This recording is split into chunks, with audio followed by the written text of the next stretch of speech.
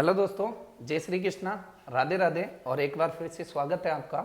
हम बात करते हैं राजस्थान पुलिस में अति इम्पोर्टेंट टॉपिक है अपना, जो अब की बार सिलेबस में जुड़ा है, महिला एवं बाल अपराध। इस टॉपिक के संदर्भ में हम चर्चा करेंगे महिला एवं बाल अपराध।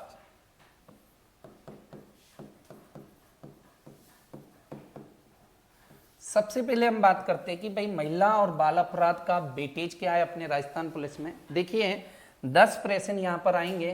कितने क्वेश्चन आएंगे महिला बाल अपराध से? 10 क्वेश्चन अपने आना तय है। और 10 जो प्रश्न आएंगे उनमें अगर हम बात करें तो कितने नंबर का मैटर आएगा? 5 नंबर का मैटर आएगा। 5 नंबर और क्वेश्चन ऑफ कितने? 10। क्लियर? सबसे पहले हमें किसी टॉपिक को पढ़ने से पहले उस टॉपिक की अगर रूपरेखा आपके दिमाग में सेट हो गई ना, तो मेरा मानना है कि आप 5 में से 5 सही कर दोगे। बाकी 3 तो आप ऐसे ही रटंत विद्या करके कर सकते हो, 2 तो आप मेरिट होल्डर होंगे तभी कर पाओगे। ठीक है भाई? तो देखिए हम बात करते हैं महिला एवं बाल अपराध की रूपरेखा क्या है। सबसे पहले महिला सब जानते हैं, कोई अलग से बताने की जरूरत नहीं है। बाल यानी कि बालक को भी जानते, अपराध नहीं जानते। अब अपराध की डेफिनेशनों के बारे में मैं थोड़ा सा यहां पर आपसे चर्चा करता हूं कि अपराध क्या होता है। अपराध होता है मेरे भाई, किसी भी नियम का उल्लंघन करना अपराध कहलाता है। अगर मेरे अपनी किसी भी नियम का उल्लंघन करना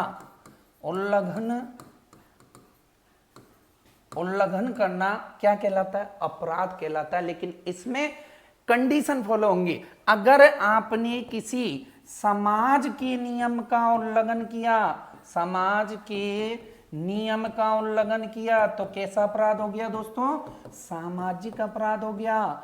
अगर आपने किसी मंदिर के नियम का उल्लंघन किया, अगर किसी मंदिर में अलाउ नहीं है भाई जूते पहन के नहीं जाना, वहां पर चमड़े की बेल्ट नहीं जानी, तो क्या है? किसी धर्म के प्रति, किसी धर्म के नियम का उल्लंघन करते हो, किसी की संप्रदाय धर्म पर गलत टिप्पणी करते हो, तो कौन सा अपराध हो गया? धार्मिक अपराध हो गया दोस्तों। नेक्स्ट है, अगर आप कानून के नियमों का, किसके? कानून के नियमों का उल्लंघन करते हो, तो कैसा अपराध हो गया? कानूनी अपराध हो गया। क्लियर? तो अपराध क्या होता है? किसी भी नियम का उल्लंघन करना अपराध कहलाता है। धार्मिक अपराध, सामाजिक अपराध, ये अलग अलग कैटेगरी में आपको अलग अलग क्या है अपराधों की श्रेणी में मैंने बतलाया है। तो देखिए ये तो हो गया अपना अपराध। लेकिन बात आती है यहां से कंडीशन कि अपराध के लिए भारत में कौन सी संस्थाएं कार्यरत है। यहां से शुरू हो रहा है। और मैं कह सकता हूं इतना वादे के साथ कि इसी टॉपिक से, इसी वीडियो से 1-2 प्रश्न आपके निश्चित आएंगे। देखिए अपराध पर नजर कौन रखता है भारत में?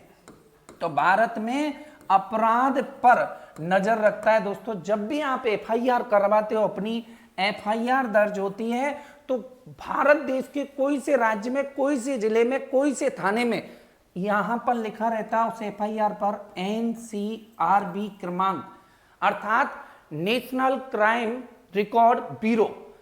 नेशनल क्राइम रिकॉर्ड ब्यूरो इस पूरे भारत में जितने भी अपराध होते हैं उन पर क्या रखता है? नजर रखता है नेशनल क्राइम रिकॉर्ड ब्यूरो, पूरे अपराधों पर। अब आप कहोगे सर हमने कोई रिपोर्ट दर्ज कराई, उसका इनके पास कैसे पहुंच गया? अरे आजकल तो ऑनलाइन सिस्टम है। अगर आपने कोई रिपोर्ट दर्ज कराई तो अपनी गूगल पे जाइएगा और एनसीआरबी क्रमांक डाल के आप अपनी रिपोर्ट का स्टेटस चेक कर सकते हो। आइए अपराध की श्रेणी में बात करें कि एनसीआरबी क्या है। सबसे पहले तो यह पता होना चाहिए एनसीआरबी क्या है मेरे भाई। बात करें नेशनल क्राइम रिकॉर्ड ब्यूरो, अर्थात हिंदी में हम इसे क्या कहते हैं? भारतीय राष्ट्रीय क्राइम रिकॉर्ड ब्यूरो या राष्ट्रीय आपराधिक रिकॉर्ड ब्यूरो के नाम से जानते हैं मेरे भाई। इसके बारे में हमें पता होना चाहिए। देखिए इसकी स्थापना कब हुई? तो इसकी स्थापना हुई थी 11 मार्च 19 1986 को इसकी स्थापना हुई थी। दूसरे फैक्टों में बात करें,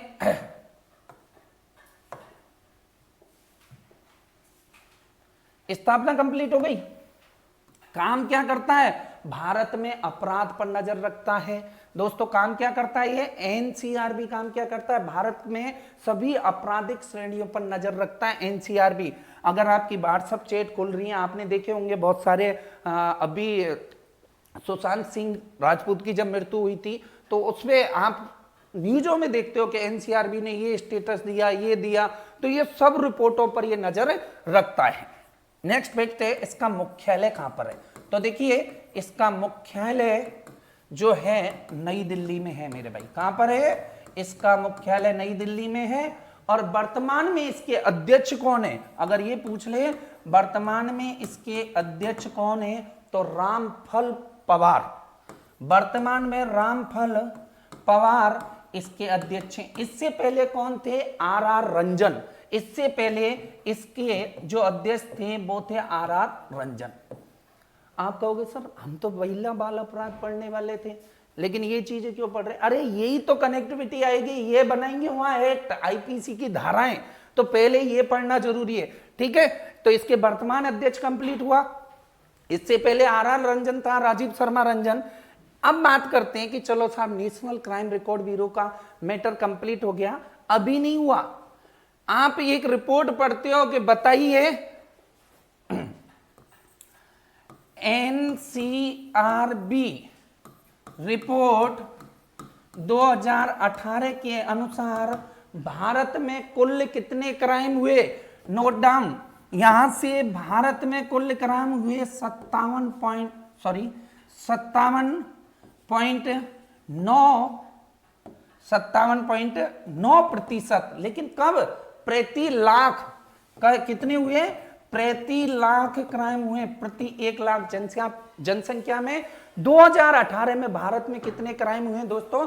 तो ध्यान रखना 57 पॉइंट, अति महत्वपूर्ण है। अब बात करें इसी रिपोर्ट की 2020 की रिपोर्ट, एनसीआरबी 2020 की रिपोर्ट के अनुसार राजस्थान पुलिस के लिए मोस्ट पॉइंट है। एनसीआरबी 2020 की रिपोर्ट क्यों मोस्ट है? इसमें सबसे ज्यादा क्राइम वाला राज्य कौन सा था? राजस्थान। दोस्तों कौन सा था? राजस्थान। क्लियर? राजस्थान में जिला पूछ ले तो कौन सा होगा? जयपुर। एनसीआरबी रिपोर्ट 2020 की क्राइम के अकॉर्डिंग सबसे ज्यादा क्राइम कहां पर हुए?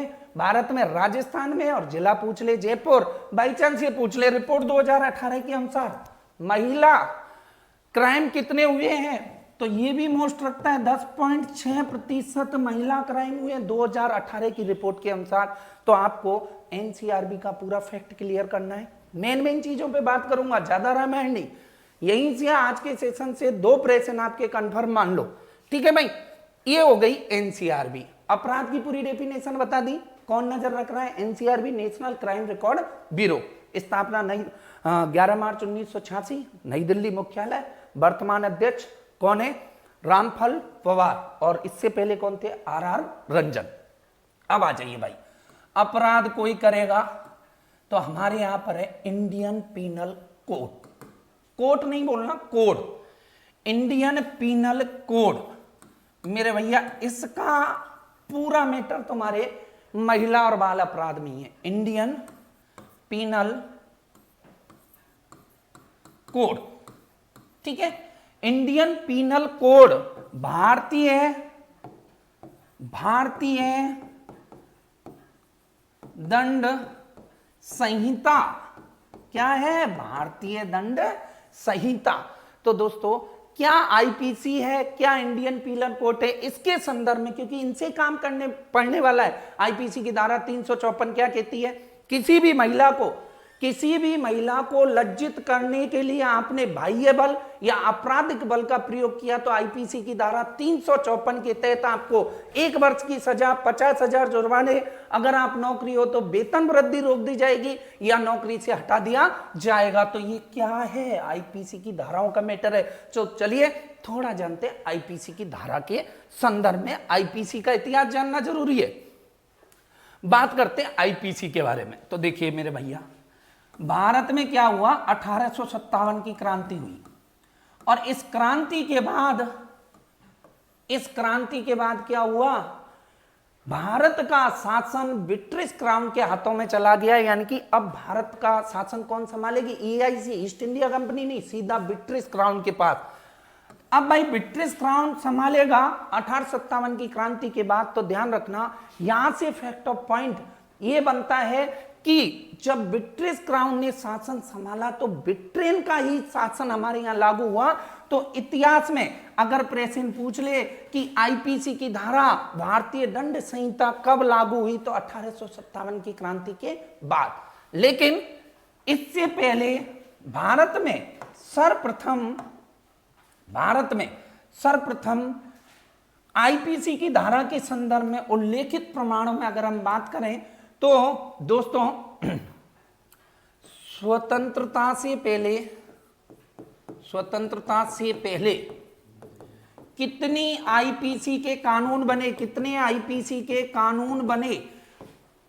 फैक्ट पॉइंट, अब तक स्वतंत्रता से पहले 4 कानून बन गए। अब तक शब्द नहीं जोड़ना है, सॉरी गलती से बोला। स्वतंत्रता से पहले IPC के कितने कानून बने, 4 कानून बने। सबसे पहले कानून कब बना, 1834।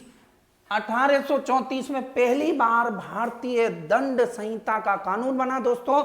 और किसने, मैकाले के समय। किसके समय बना, मैकाले के समय बना। लेकिन आपको एक पॉइंट कनेक्ट रखना है यहां से, निम्न में से IPC की धारा, भारतीय दंड संहिता अधिनियम का जो 1834 का कानून बना, वो किस एक्ट के तहत बना, बता सकते हो आप, पॉलिटिकल पढ़ा होगा।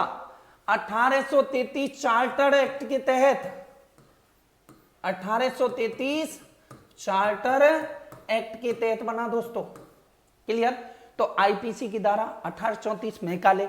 अब आ जाओ स्वतंत्रता के बाद। अब स्वतंत्रता के बाद प्रथम विधि कानून, और भारतीय प्रथम विधि कानून जो बनाया गया, इसके प्रथम अध्यक्ष कौन बनाए, मैकाले। प्रथम अध्यक्ष किसको बनाया गया, मैकाले को बनाया गया। और क्या थे, 4 सदस्य थे इसमें। यहां से प्रेषण निश्चित है, पहले ही बता रहा हूं आराम से। भारत के प्रथम विधि कानून के नाम से जाना गया, मैकाले प्रथम अध्यक्ष, 4 सदस्य। अब आइए बात करते हैं नेक्स्ट और क्या है मेरे भाई। वर्तमान संदर्भ में बात करें, देखिए 4 सदस्य हो गए। ये कानून लागू कब हुआ भारत में, तो याद रखना है सर्वप्रथम 1834 में बना, गठन हुआ, लागू हुआ 6 अक्टूबर 1860 को। आप कोई भी पुस्तक खरीद लो, LLB की, IPC की, भारतीय दंड संहिता की, उस पुस्तक पर लिखा रहता है अकॉर्डिंग टू लॉ 1860।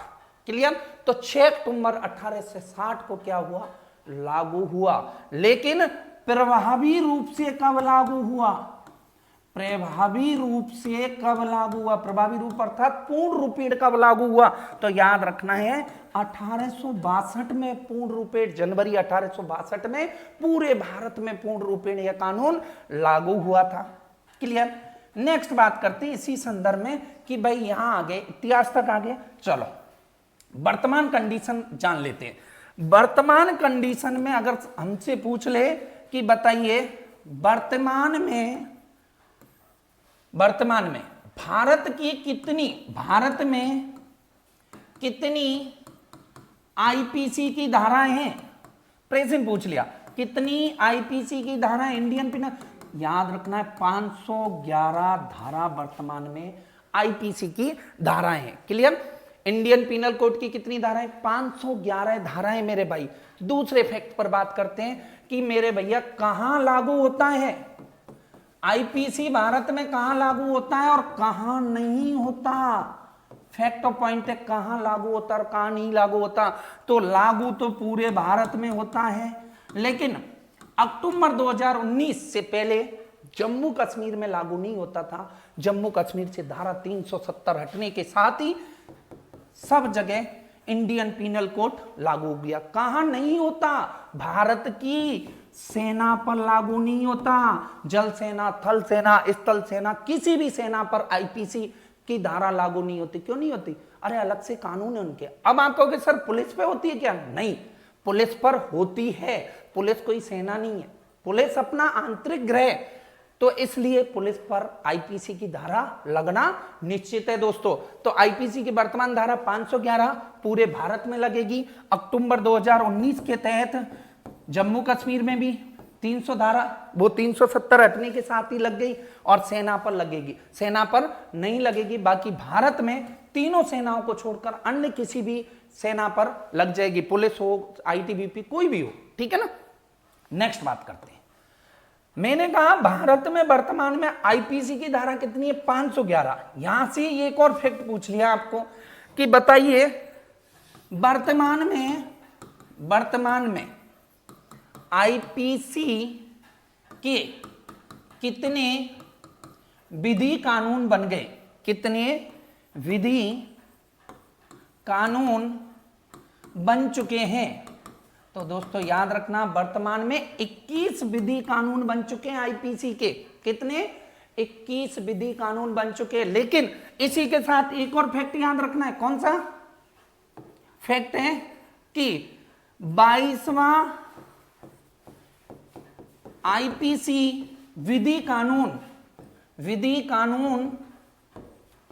कब लागू हुआ? तो दोस्तों इसका जो प्रभावी रूप से फरवरी 2020 में क्या अनुशंसा इसकी बन चुकी थी, लेकिन कोरोना खा गया, लॉकडाउन आ गया, इसलिए ये नहीं बना।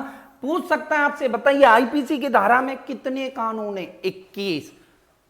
हाल ही में कौन सा कानून पारित किया गया है? 22वां। क्लियर? तो ये था थोड़ा आईपीसी से संबंधित, तो मैंने थोड़ा परिचय दिया। अब हम बात करते हैं वापस अपने टॉपिक में। ये चीजें जरूरी था क्योंकि यहां से हमें पूछ लेता है, और मैंने वर्तमान कंडीशन को ध्यान में रखते हुए आईपीसी और एनसीआरबी के संदर्भ में और अपराध के संदर्भ में आपको बतलाया था। क्लियर? नेक्स्ट बात करते हैं अगले पॉइंट की तरफ। अगला पॉइंट है अपना, देखिए, महिला एवं बाल अपराध। अब हम बनाएंगे इस टॉपिक की रूपरेखा। अब तक तो टेलर था, पिक्चर अभी बाकी है, ठीक है। तो अब क्या बनाएंगे? रूपरेखा मेरे भैया। क्या पढ़ना है? तो पढ़ना क्या है? एक तो महिला के साथ जो अपराध हैं वो पढ़ने हैं, ठीक है। अपराध क्या? शब्दपूर्ण अपराध, भावपूर्ण अपराध, आध्यात्मिक अपराध, अर्थपूर्ण अपराध और छेड़छाड़ का अपराध, ये सब अपराध पढ़ने हैं। क्लियर? दूसरा पढ़ना है उस अपराध से संबंधित आईपीसी की धारा। घरेलू हिंसा अधिनियम 2005 क्या कहता है? घरेलू हिंसा अधिनियम 2005 कहता है आईपीसी की धारा 398 और 598 ए के तहत क्या होगा? 498 ए के तहत क्या होगा? अगर किसी महिला की शादी हुई और महिला की शादी होने के 7 वर्ष के बाद या 7 वर्ष के अंतराल में उस महिला को पियर पक्ष में कुछ भी अकारण मृत्यु हो जाती है, तो उसके ससुराल पक्ष वालों को क्या होगी? सजा का प्रावधान है। तो यानी कि एक तो अपराध की श्रेणी, एक क्या याद रखना है? अधिनियम याद रखने हैं। अब कहोगे साहब ये अधिनियम वाला मीटर समझ लेंगे, ये रखना है। अधिनियम क्या है? भारतीय साक्ष्य अधिनियम कब पारित हुआ? भारतीय साक्ष्य अधिनियम कब पारित हुआ? बताइए। 1872 में पारित हुआ मेरे भैया। कब हुआ? 1872। महिला घरेलू हिंसा अधिनियम कब पारित हुआ? 2005 पारित हुआ, लेकिन लागू कब हुआ? 2006 में। तो ऐसे अधिनियमों को फैक्ट करना है। तो एक तो अपराध करना है, एक अधिनियम याद रखना। और क्या याद रखना है मेरे भैया? जहां से प्रश्न आएगा तो मेरे भाई नेक्स्ट पॉइंट हमें याद रखना है आयोग। क्या याद रखने? यहां से आयोग याद रखने। कौन कौन से आयोग? महिला आयोग, राष्ट्रीय बाल विकास आयोग, बाल संरक्षण आयोग, और ये अपने केंद्र में राज्य में भी रखने, यानी कि राज्य में भी इनको याद रखना है। तो नेक्स्ट क्वेश्चन किससे पूछेगा? आयोग याद रखने, आईपीसी की धारा याद रखनी है, अपराध के प्रकार याद रखने, एनसीआरबी को याद रखना, यहीं से आपके प्रश्न बनेंगे। क्लियर? अब कुछ अधिनियमों के संदर्भ में बता देते हैं। पहला, महिला एवं बाल विकास से मैं आपको समझा रहा हूं, थोड़ा रनिंग करके समझा रहा हूं, क्योंकि आपकी भी क्लास वो एग्जाम में कोई समय नहीं है, लेकिन इतना मानिए कि आप जो मैटर पढ़ोगे ना वो पुलिस के जो नोट्स वगैरह डाल रखे ना उनसे कई गुना बेटर है। ओके, शुरुआत करते हैं। पहला पॉइंट पढ़ा रहा हूं मैं आपको, कार्यस्थल पर बता दिया मैंने, याद क्या रखना है ना, अधिनियम याद रखने सारे भारत में जितने भी महिला और बाल बच्चों से संबंधित हैं, ठीक है। आयोग याद रखने हैं, क्योंकि जब तक आप इनको याद नहीं रखोगे तब तक कुछ नहीं होगा। पहला पॉइंट पढ़ा रहा हूं मैं, कार्यस्थल पर महिला लैंगिक उत्पीड़न संरक्षण अधिनियम 2013 बहुत ही महत्वपूर्ण पॉइंट है, पहला पॉइंट है अपने। और कार्यस्थल पर महिला लैंगिक उत्पीड़न संरक्षण अधिनियम 2013 दोस्तों, किसी भी सार्वजनिक संस्था, निजी संस्था, सरकारी संस्था पर किसी महिला के साथ भेदपूर्ण, शब्दपूर्ण, भावपूर्ण, अर्थपूर्ण कोई भी घटना घटित होती है तो उसके लिए कौन सा एक्ट है? 2013 अधिनियम। कब लागू हुआ? 2013 जो अधिनियम है पारित हुआ था फरवरी 2013 को, लागू हुआ था 22 अप्रैल 2013 को मेरे भाई लागू हुआ था। फैक्ट ऑफ पॉइंट याद रखना है, पारित कब हुआ? फरवरी 2013, लागू कब हुआ? 22 अप्रैल 2013। आइए देखते हैं क्या है इस अधिनियम में। कार्यस्थल किसे कहा गया है? भाई कार्यस्थल की डेफिनेशन तो पता होनी चाहिए। ऐसा कोई भी विभाग, सरकारी हो, प्राइवेट हो, गैर सरकारी हो, अर्ध सरकारी हो, जिसमें 10 या इससे अधिक व्यक्ति कार्य करते हो, वो किसकी डेफिनेशन है? कार्यस्थल की। कहां मिलता है इसका उल्लेख? तो इस नियम की धारा, देखो पूछा गया प्रश्न धारा 2 अणा में, अगर पूछ ले कि बताइए कार्यस्थल पर महिला लैंगिक उत्पीड़न संरक्षण अधिनियम 2013 में कार्यस्थल की परिभाषा किसमें दी गई है? धारा 2 अणा में। क्लियर? अब बात करते हैं कि भाई उत्पीड़न की क्या परिभाषा दी गई है? तो उत्पीड़न की परिभाषा दी गई है मेरे भैया धारा 2 ता में। अलग से संविधान का नियम नहीं है, ये इस अधिनियम के एक्ट है। क्लियर? तो धारा 2 टा, किसी व्यक्ति द्वारा किसी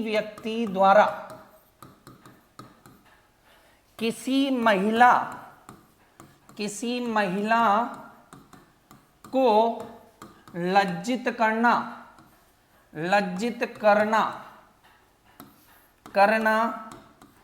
आपराधिक माना जाएगा। पूछ ले कि कार्यस्थल पर लैंगिक उत्पीड़न शोषण संरक्षण अधिनियम 2013 की परिभाषा कौन सी धारा में? धारा 2 टा। क्या मतलब है? किसी व्यक्ति द्वारा किसी महिला को किसी भी प्रकार से लज्जित किया जाए, या तो उसको शब्द बोले जाएं, या उस पर कोई गलत कमेंट किया जाए, या उसकी फेसबुक रिक्वेस्ट पर आप बार बार क्या भेज रहे हो, अपनी रिक्वेस्ट भेज रहे हो और उसने एक्सेप्ट नहीं की, तो भी ये धारा लागू होगी। क्लियर? धारा की डेफिनेशन हो गई। अब बात करते हैं मेरे भाई कि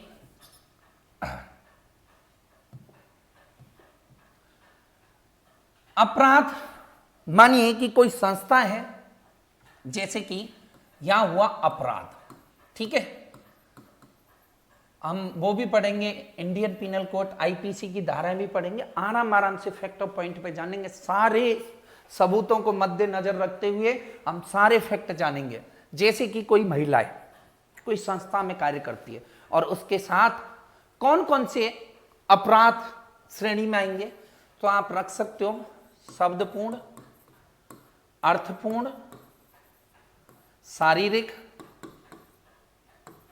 शारीरिक शोषण, ठीक है, धार्मिक शोषण या धार्मिक टिप्पणी, भावपूर्ण, यानी कि उसके भावनाओं को ठेस पहुंचाया आपने, या आध्यात्मिक यानी कि कोई महिला साधु या संत भी है और उसके साथ आपने गलत कमेंट कर दिया उसके भगवान को लेकर, तो भी ये धारा लागू होगी। धार्मिक उसके धर्म के खिलाफ आपने किया, भावनाओं को ठेस पहुंचाया, आपने किसी महिला को गलत तरीके से मतलब उकसाया, तो भावपूर्ण केस लगेगा। शब्दपूर्ण टिप्पणी कर दी, ठीक है, अर्थपूर्ण, उसकी ऐसी कोई टिप्पणी जिससे कि उसके किसी भी अर्थ में अर्थ यानी कि उसके किसी इकोनॉमी प्रॉब्लम आ जाए, या शारीरिक शोषण, दोस्तों अपराध की श्रेणी में आएंगे। कौन से अपराध की में? कार्यस्थल पर महिला उत्पीड़न लैंगिक संरक्षण अधिनियम 2013। तो आइए बात करते हैं इस अधिनियम में और क्या अपने विस्तार से दिया गया है। दोस्तों मान लीजिए कोई पीड़ित महिला है, यानी कि उस पीड़ित महिला के साथ इनमें से कोई भी प्रॉब्लम होती है, शब्दपूर्ण अर्थपूर्ण, तो क्या होता है? होता यह है मेरे भाई कि दो समितियों का गठन होता है। पहली समिति का नाम है आंतरिक समिति, दूसरी समिति का नाम है स्थानीय समिति। कौन सी समिति? स्थानीय समिति। दो समितियों का गठन होता है। क्यों होता है? मामला अगर नॉर्मल है, सीधा है, सीटीवीटी बजाइए किसी लड़के ने, तो मामला नॉर्मल है, तो आंतरिक समिति। आंतरिक समिति का अधिकारी कौन होता है? बीट कांस्टेबल, बीट अधिकारी होता है। और भाई जब ये मामला यहां पर सुलह नहीं हुई तो स्थानीय समिति पर चला जाएगा। अभी आप बहुत सारे रेप पढ़ते हो, रेप जैसे कि किसी महिला का शोषण हुआ, रेप हुआ, उनमें स्थानीय समिति में सबसे पहले रिपोर्ट जाती है कहां? जिला अधिकारी। उसका अध्यक्ष कौन होता है? जिला अधिकारी। जिला अधिकारी किसको साथ लेके डोलेगा? ब्लॉक प्रधान, या तो एमएलए साथ में होगा या और कोई, ठीक है। और कौन होगा? 4 सदस्य, संस्था प्रधान होगा। जिस संस्था में ये कांड हुआ है वो संस्था प्रधान साथ में होगा, और 4 सदस्य और होंगे। इन सब में 50% महिलाएं जरूरी हैं। आंतरिक समिति का गठन धारा 4 के तहत और स्थानीय समिति का गठन धारा 6 के तहत होता है। पूछ ले कि स्थानीय समिति का अधिकारी कौन है? जिला अधिकारी, ब्लॉक प्रधान, संस्था प्रधान, 4 सदस्य उसी संस्था के होंगे जहां महिला के साथ अपराध हुआ है। क्लियर? इसके बाद क्या होता है मेरे भाई? आंतरिक अपराध, आंतरिक समिति से सुलह नहीं हुई, स्थानीय समिति से सुलह होने की बात हुई, तो स्थानीय समिति क्या क्या दंड देगी? अति महत्वपूर्ण है। पहली बात तो अगर अपराध छोटा है तो चेतावनी दे दी जाएगी। क्या दे दी जाएगी? चेतावनी। जैसे कि कोई लड़के ने सीटी बजा दी, कोई लड़की जा रही है भाई और केस हो गया, तो उसको कह देंगे कि चल कोई दिक्कत नहीं, अगली बार मत करना, लेकिन जुर्माना लिया जाएगा, ठीक है। दूसरा पॉइंट, जुर्माना। और जुर्माना तो आईपीसी की प्रत्येक धारा में जुर्माना जरूर है। जुर्माना 50,000। पूछ सकता है बताइए कार्यस्थल पर महिला उत्पीड़न लैंगिक शोषण अधिनियम 2013 के अनुसार कितना जुर्माना रखा जाएगा? 50,000 रुपये। नेक्स्ट,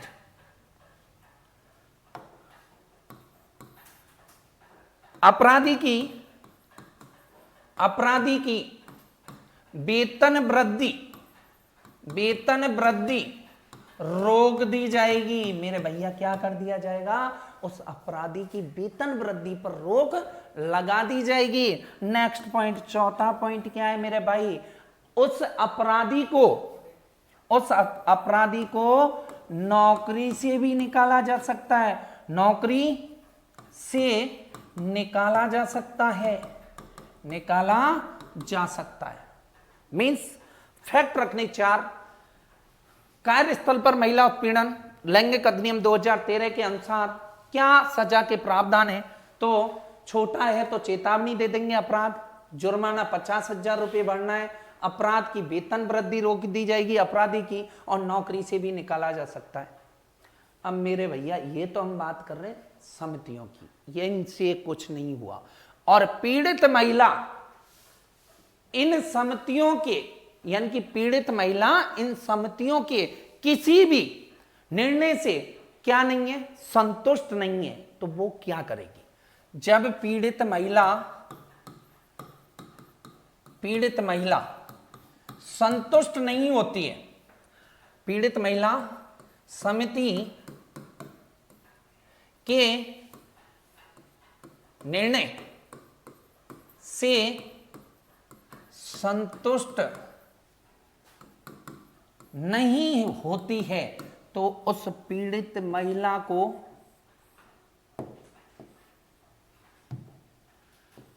90 दिन मीन्स 3 माह के अंदर वो क्या कराती है, परिवाद दर्ज करवाती है। परिवाद को ही क्या कहते हैं, केस को ही क्या कहते हैं, FIR। क्लियर? अब पीड़ित महिला इन समितियों से क्या है, संतुष्ट नहीं होती, तो महिला ने 3 माह के अंदर, अगर 3 माह में केस दर्ज नहीं करवाया तो वो केस कोई काम का नहीं है। परिवाद दर्ज करवा दिया, केस दर्ज करवा दिया, FIR दर्ज करवा दिया, एक ही बात है। आ जाओ भाई, बात पहुंच गई पुलिस के पास, यानी कि न्यायालय में, है ना। अब भाई परिवाद, पहला प्रश्न, पीड़ित महिला कार्यस्थल पर हुए लैंगिक शोषण और संरक्षण अधिनियम 2013 के तहत पीड़ित महिला परिवाद या केस कौन सी धारा के तहत दर्ज करवाएगी? धारा 9 के तहत। धारा 9 के तहत केस दर्ज होगा मेरे भाई, या परिवाद दर्ज होगा, या FIR दर्ज होगी। अगला पॉइंट, धारा 10 क्या कहती है? धारा 10 कहती है कि सुलह करवाने का प्रयास, जो अधिकारी होते हैं वो सुलह करवाने का प्रयास करते हैं। धारा 11 क्या कहती है मेरे भैया? धारा 11 कहती है कि जांच के आदेश जब नहीं माने जाते तो जांच के आदेश दे दिए जाते हैं। धारा 12 क्या कहती है? धारा 12 कहती है कि अगर कोई अधिकारी जांच में देरी करता है और आपकी नहीं सुनता है, तो जांच में देरी होने पर कानूनी दंड, उस अधिकारी पे केस लग जाएगा उल्टा। ध्यान रखना, क्योंकि ये तुम्हारे काम की चीज है। कल को तुम्हारे कोई रिलेशन वाले की कोई प्रॉब्लम आ जाए, डायरेक्ट बोलो थानेदार को। धारा 9 क्या कहती है? आपको केस दर्ज करना पड़ेगा। धारा 11 क्या कहती है? कि आपको जांच के आदेश हैं, और अगर आप देरी करते हो तो धारा 12 के तहत एक्ट बताना। भानु प्रताप, वो एक भानु प्रताप ठाकुर की पिक्चर देखिए सूर्यवंशम, वो इंस्पेक्टर को सारे अकॉर्डिंग टू लॉ सिखा देता है, अकॉर्डिंग 94, कि आप किसी महिला को 6 बजे के बाद गिरफ्तार नहीं कर सकते, according to rules, Indian penal code, IPC की धारा, ये सब समझा देता है। तो ऐसे बनो ना, ऐसे क्यों बन रहे हो फालतू में। अब देखो भाई, चलो धारा जांच के आदेश दे दिए। धारा 13 क्या कहती है मेरे भैया?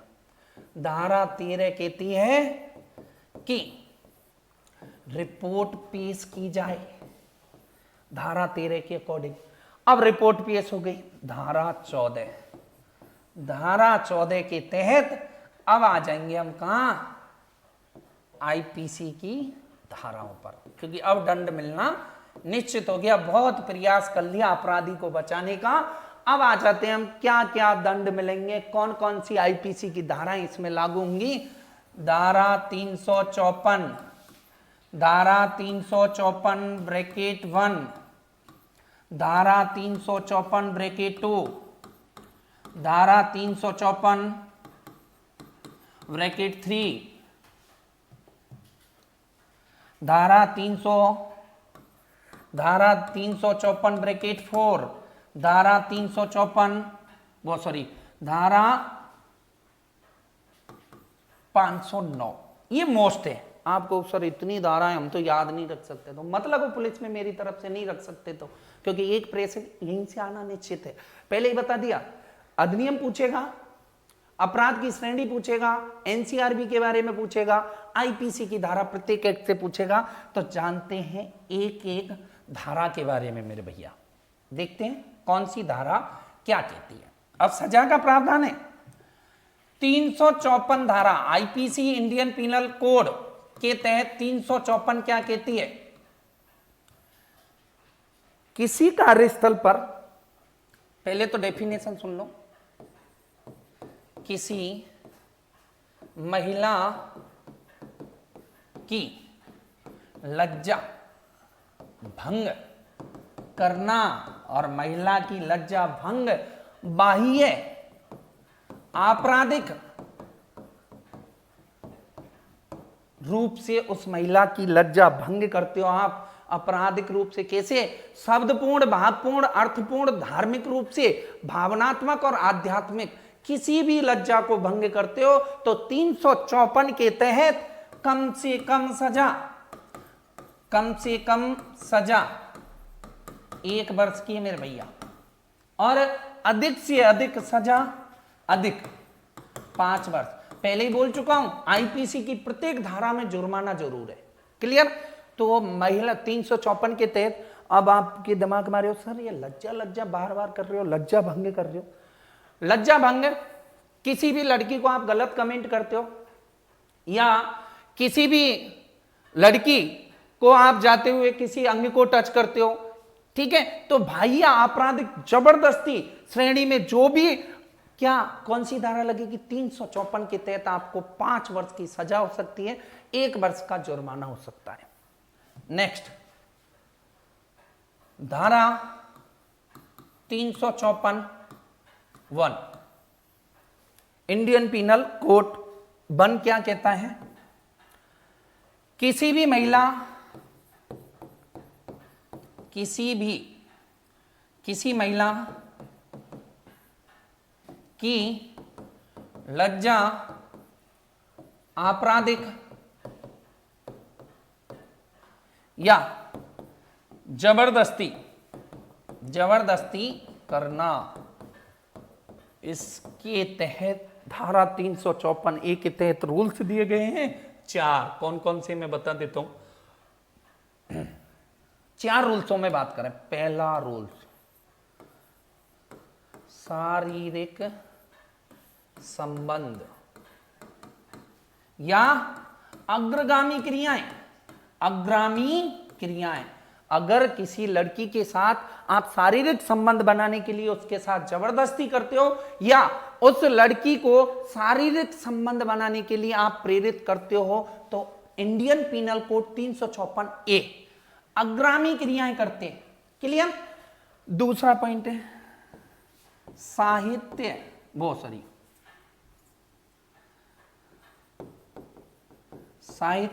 दर्शन, यानी कि गलत साहित्य दर्शन। आजकल क्या करते हैं कुछ लोग, फोन का यूज करते हुए व्हाट्सएप पर कोई न्यूड फोटो डाल देते हैं, या फिर इधर उधर से कोई गलत वीडियो या गलत कमेंट कर देते हैं, तो वो गलत साहित्य दर्शन, यानी कि आपने किसी भी गर्ल्स महिला को अगर ऐसा कोई भी कमेंट किया, ऐसी कोई भी वीडियो, ऐसा कोई भी फोटो डाला, तो 354(a) के तहत सजा निश्चित है, 10 वर्ष की होगी कम से कम।